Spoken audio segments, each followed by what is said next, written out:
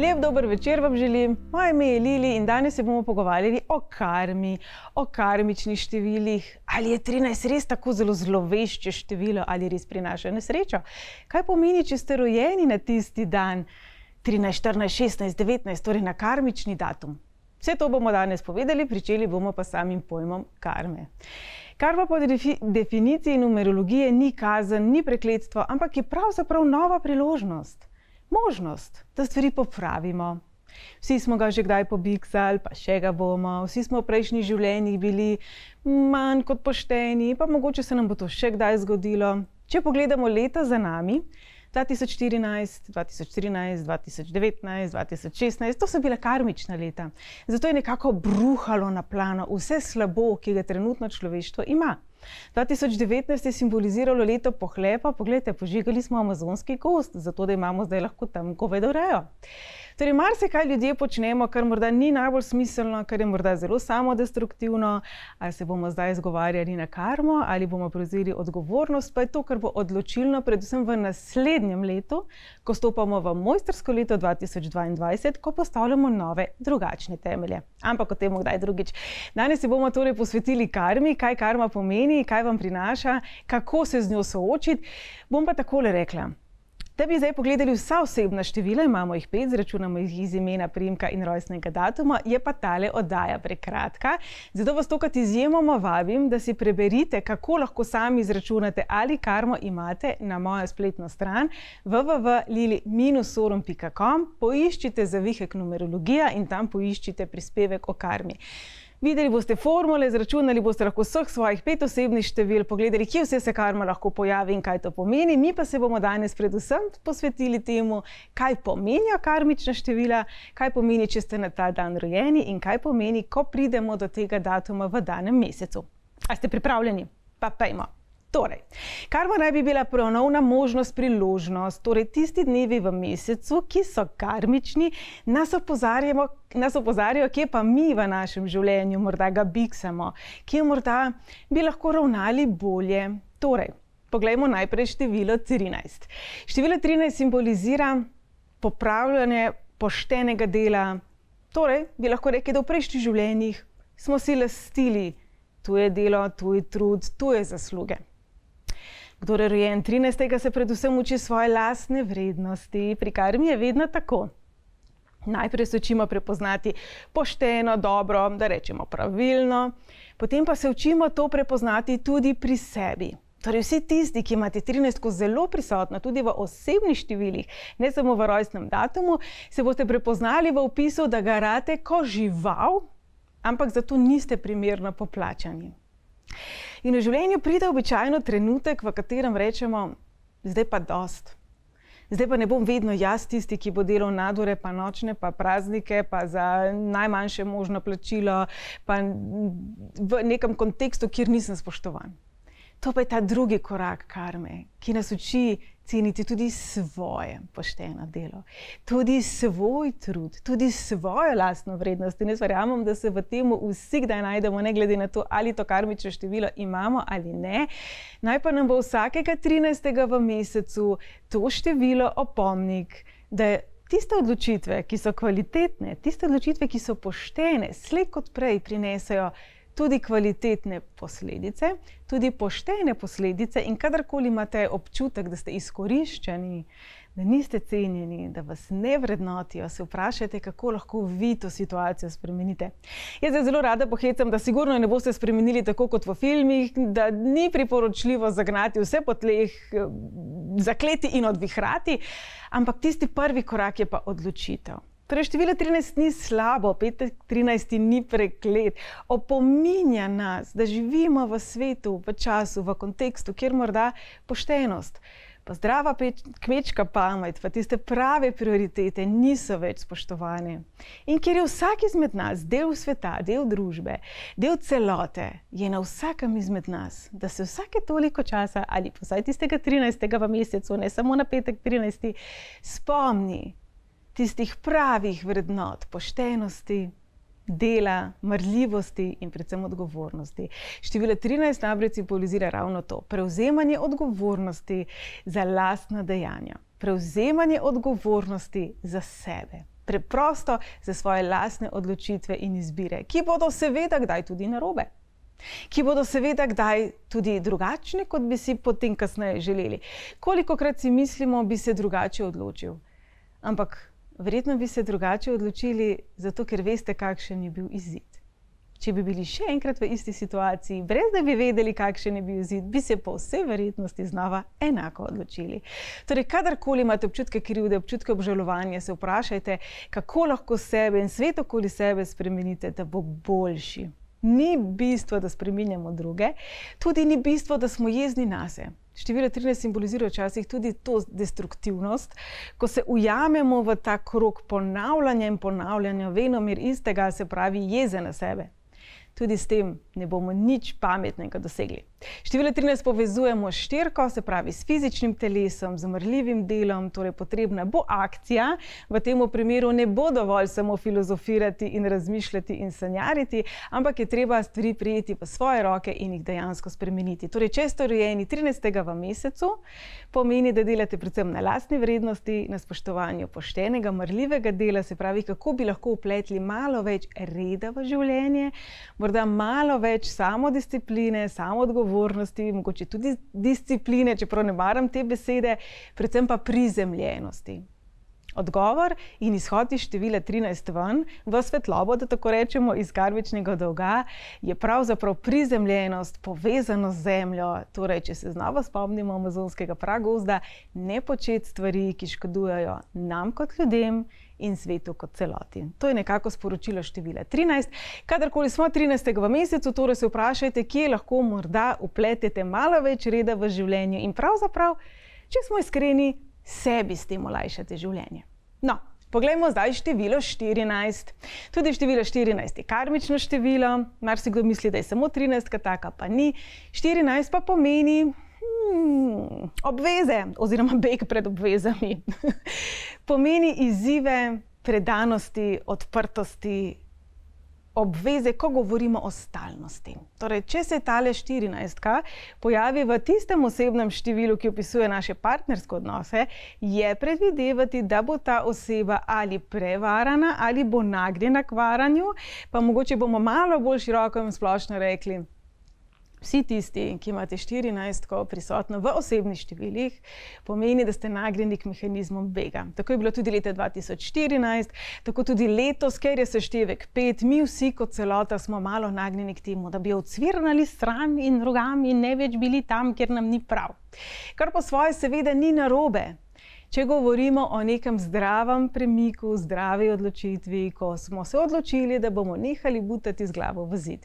Če pa govorimo o tem malo bolj najstniškem pristopu k življenju, ko smo hitro užaljeni, ko hitro pobegnemo drugam, zato ker nam nekaj ni prav, takrat pa je nekje v ozadju število 14.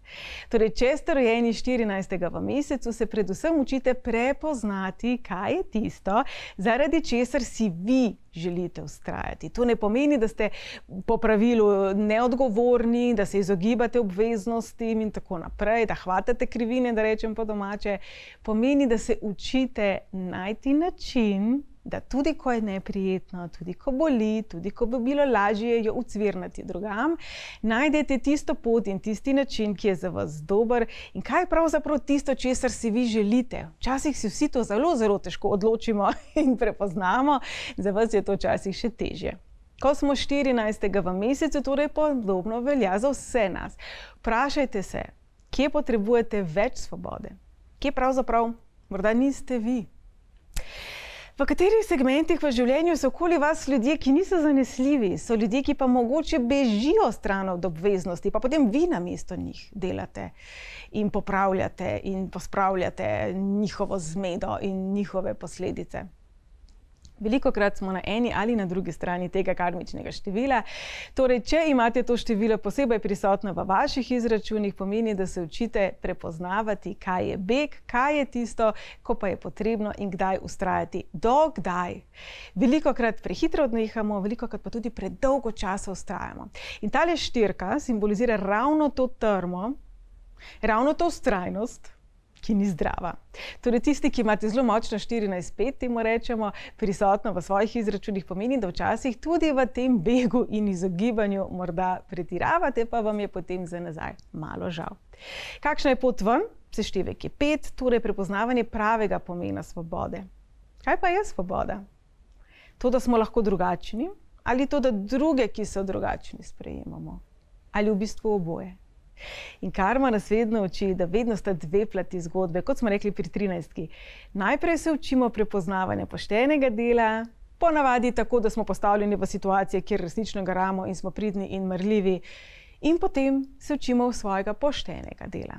Pri 14. se najprej učimo, kaj je svoboda, kaj je tuja svoboda, kaj je beg, kdaj se skrivamo za izgovori, ko smo tako zelo prepričani, kot najstnik, ki noče v šolo, ker ga res trebuh boli in sploh ni razlog to, da pišejo matematiko, ampak res ga trebuh boli.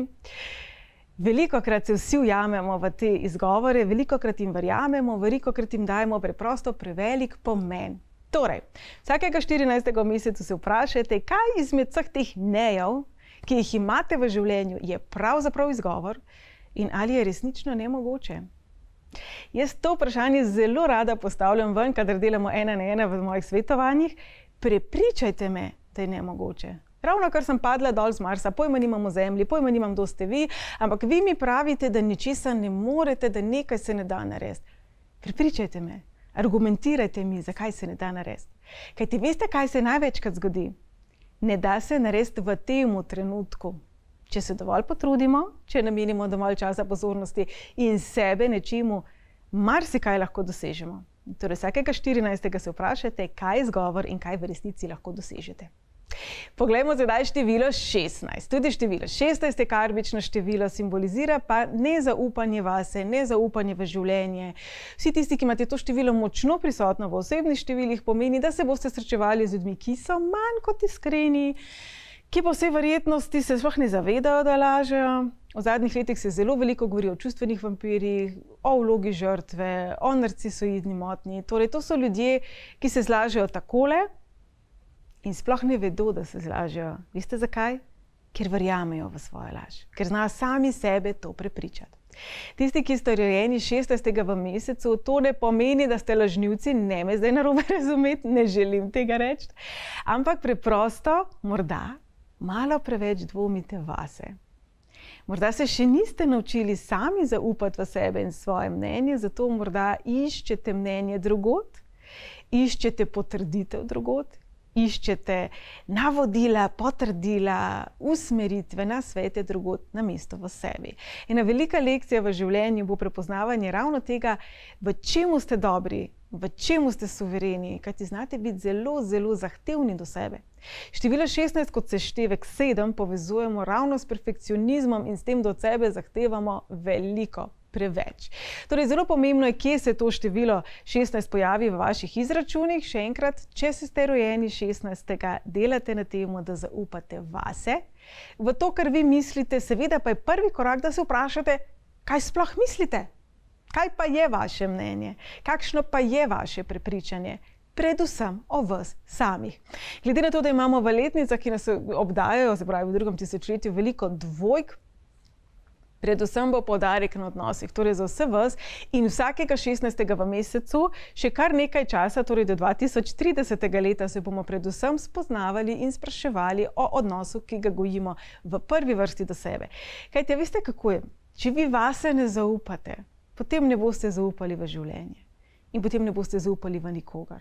In če ne zaupate v nikogar, potem tudi najboljše mnenje, največja možna potrditev, Nobelova nagrada, overjeno pri notarju, ne bo pomagalo, ker vendarle ne zaupate. Torej, ta začarani krog se potem vedno znova vrti in vrne k vam samim. 6 simbolizira ljubezen do sebe, 1 simbolizira vas kot posameznika. Torej, ko to pogledamo skupaj, seštejemo je 7, ki pa simbolizira resnico, ki pa simbolizira raziskovanje in analiziranje. Kje pa piše, da je resnica venomer enaka? Kje pa piše, da se vi niste nič spremenili? Poglejte, kako se je svet spremenil v zadnjih 2 letih. Kaj šele 10, 20, 30, 80. Torej, vsakega 16. se vprašamo, kaj je tisto, kar mi verjamemo, v kaj zaupamo in ali zaupamo v sebe, in če imate 16 v svojih izračunih, predvsem verjemite sami sebi, svoji intuiciji, svojemu 6. čutu, ne bo šlo čez noč, ampak se da. Na samozavesti, na samopodobi, na zaupanju vase se da delati, samo treba je biti vztrajen. In pred nami je še število 19. Število 19 pravzaprav smatramo za najbolj močno karmično število. Sploh ne 13. 13 je taka bejbika. 13 sploh ni tako nevarno število. 19 je tista, ki je najbolj problematična, kajti govorimo o ljudeh, ki se običajno ne zavedajo, da so arogantni, da so ošabni, da so ukazovalni, kajti menijo, da je cel svet tak. Tukaj bi poudarila sledeče. Ne govorim o tistih, ki ste rojeni 19. v mesecu, kajti ta številka ima zelo mil vpliv na naše življenje. Če pa se 19 pojavi v enem izmed osebnih števil, torej seštevku imena, priimka in rojstnega datuma po posebnih formulah, sploh, če se ponavlja, če imate recimo 2-krat ali 3-krat, pa govorimo o ljudeh, ki so prepričani v lastni prav in zato, ker imajo oni prav, ga želijo vsiliti drugim. Torej, oni so nekako na nek način prepričani, da delajo prav in da delajo dobro in da zato so upravičeni do tega, da so jezni, da so agresivni, zato imajo do tega pravico, če ne celo skoraj da nalogo. Velikokrat naš lahko se zaplete v zelo, si bom drznila reči, bolan proces misli in prepričanj. Torej, če imamo opravka s tako osebo, ji bomo zelo težko dokazali ali dopovedali, da morda nima prav. Če to prepoznate pri sebi, pa pomeni, da se dajte čim več pogovarjati z drugimi. Vsi smo kdaj taki, vsi smo kdaj trmasti, vsem od nas se nam včasih ne da dopovedati. Jaz mislim, da se vsi kdaj znajdemo v takih situacijah. To ne pomeni, da smo slabi. To samo pomeni, da smo človek. Če ste rojeni 19. v mesecu, pa bodite pozorni na to, kdaj domnevate morda prehitro, kaj čuti, kaj misli, kaj doživlja druga oseba, in pa vprašajte. 1 in 9 sta si zelo različni števili. 9 je tista, ki simbolizira sočutje, enost, globino, širino. 1 pa je tista, ki je zelo ozka.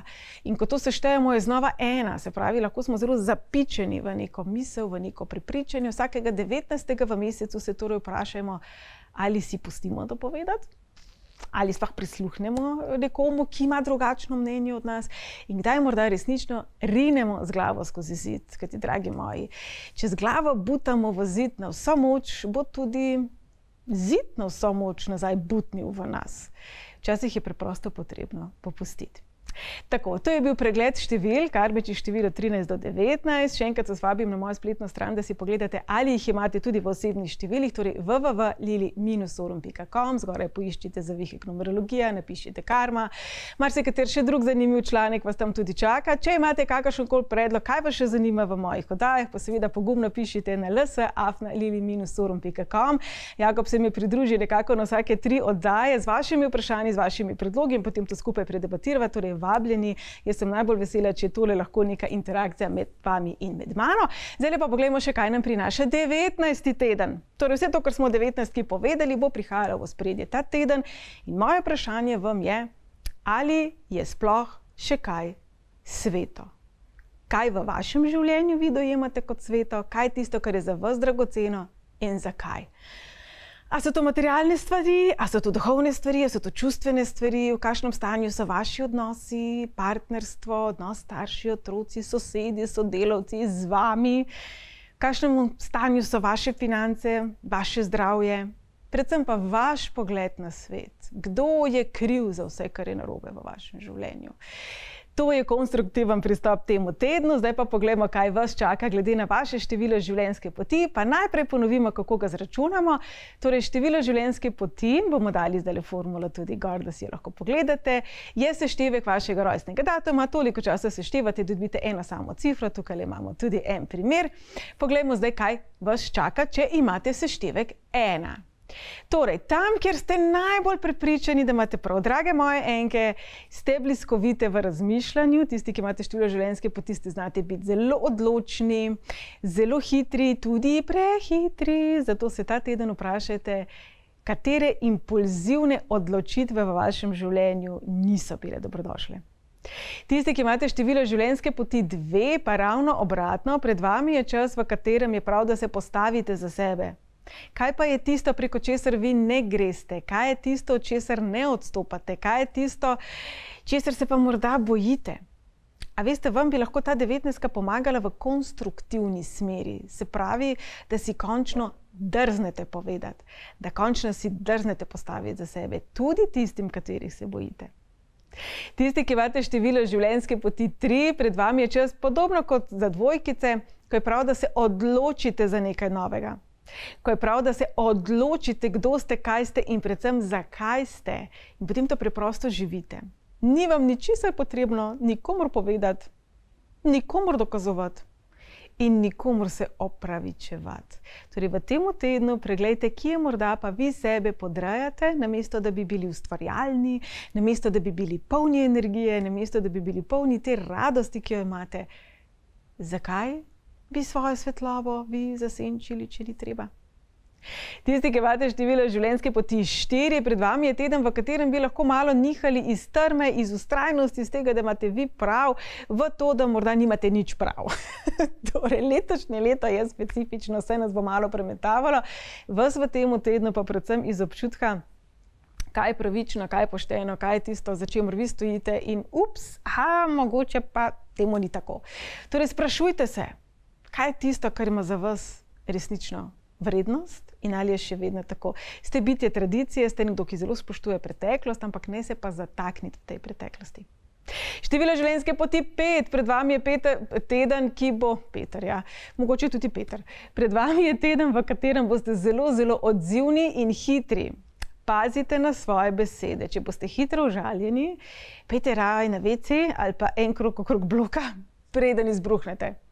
Lahko bi prehitro odreagirali, lahko bi bili hitro impulzivni, po drugi strani pa mogoče končno boste sami sebi povedali določene stvari, ki jih prej od drugih niste želeli slišati, kar je lahko tudi svojevrsten drugačen preboj.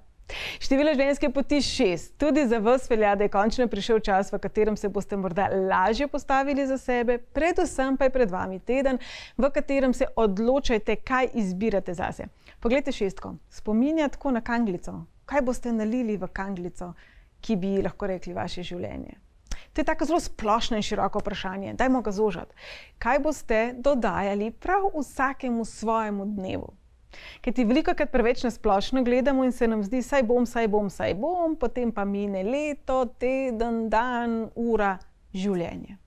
Ali ni škoda vas in vašega življenja? Število življenjske poti 7. Pred vami je teden, v katerem bi se lahko malo preveč osredotočali na tiste podrobnosti, ki pa morda niso najbolj pomembne. Torej, v tem času se vprašate, kdo in kaj je v vašem življenju pomemben, zakaj, ne pa preveč analizirati. Zelo ste natančni, znate biti pa tudi dlakocepski. Včasih ni treba, da vemo, zakaj. Včasih ti odgovori pridejo šele kasneje. Kar pa je pomembno, pa je, da poslušate sebe.